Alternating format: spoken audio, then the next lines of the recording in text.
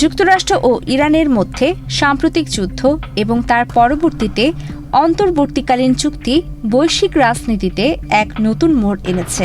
Washington আর তেহরানের মধ্যে চুক্তি হয়েছে ঠিকই, কিন্তু পর্দার আড়ালে আসল জয় কার হলো?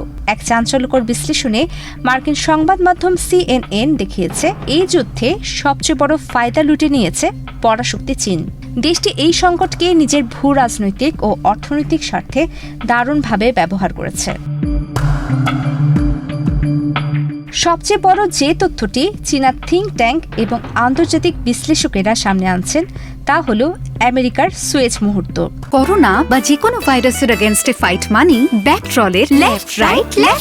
1950-এর দশকে সুয়েজ খালের নিয়ন্ত্রণ হারিয়ে ব্রিটিশ সাম্রাজ্য যেভাবে বিশ্বমঞ্চে তার একক দম্ভ হারিয়েছিল এবং আমেরিকার কাছে শীর্ষস্থান ছেড়ে দিতে বাধ্য হয়েছিল, আজ ঠিক একই ঘটনা ঘটল আমেরিকার সাথে। ফুদান ইউনিভার্সিটির মিডল ইস্ট সেন্টারের ডিরেক্টর সুন দেগাং পরিষ্কার লিখেছেন, আমেরিকার সামরিক শক্তি ওয়াশিংটনের ভাবনা মতো অতটা শক্তিশালী প্রমাণিত হয়নি। সবচেয়ে বড় কথা, এই যুদ্ধে কোনো বড় পশ্চিমা মিত্রকে পাশে পায়নি ওয়াশিংটন। আমেরিকার নেতৃত্বাধীন বৈশ্বিক সামরিক জোট ব্যবস্থার চরম ফাটল এখন সবার সামনে স্পষ্ট।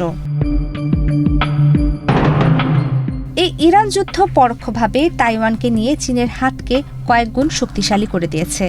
চীনের প্রখ্যাত রাজনৈতিক বিশ্লেষক হু সিজিন একটি সোশ্যাল মিডিয়া পোস্টে বিস্ফোরক তথ্য ফাঁস করে লিখেছেন, এই যুদ্ধ তাইওয়ানের উপর আমেরিকার যে সামরিক চাপ বা প্রতিরোধ ক্ষমতা ছিল তা উল্লেখযোগ্যভাবে হ্রাস করেছে। ইরানের বিরুদ্ধে যুদ্ধ করতে গিয়ে আমেরিকার অস্ত্রের ভাণ্ডারে টান পড়েছে।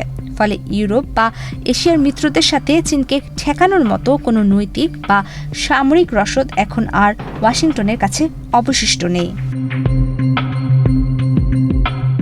যুদ্ধের বাজারে চীনের কূটনীতি ছিল দেখার মতো। একদিকে চীন মার্কিন নিষেধাজ্ঞাকে বুড়ো আঙ্গুল দেখে ইরান থেকে সস্তায় দেদারসের তেল কিনে গেছে, অন্যদিকে ওয়াশিংটনের সাথেও আলোচনার লাইন খোলা রেখেছে। পরিস্থিতি এমন দাঁড়িয়েছিল যে গত মে মাসে মার্কিন প্রেসিডেন্ট ডোনাল্ড ট্রাম্প নিজেই বেজিংয়ে ছুটে যান শি জিনপিংকে সাহায্য চাইতে। এরপরে ইরানের পররাষ্ট্রমন্ত্রী আব্বাস আরাগচিও বেজিং সফর করেন। চীন এতটাই চতুরতার সাথে নিরপেক্ষ থেকেছে যে গত পরশু ফ্রান্সে অনুষ্ঠিত G7 শীর্ষ সম্মেলনে দাঁড়িয়ে খোদ মার্কিন প্রেসিডেন্ট ডোনাল্ড ট্রাম্প প্রকাশ্যে শি জিনপিংকে ধন্যবাদ জানিয়েছেন। ট্রাম্প বলেছেন, আমি চীন ও প্রেসিডেন্ট শিকে ধন্যবাদ জানাতে চাই, তিনি পুরোপুরি নিরপেক্ষ ছিলেন। যুদ্ধের জেরে যখন বিশ্বজুড়ে তেলের বাজারে আগুন লেগেছিল, এশিয়ার অন্যান্য প্রতিবেশীরা যখন দেউলিয়া হওয়ার পথে, তখন চীন ছিল একদম নিরাপদ। এর প্রধান কারণ দুটি।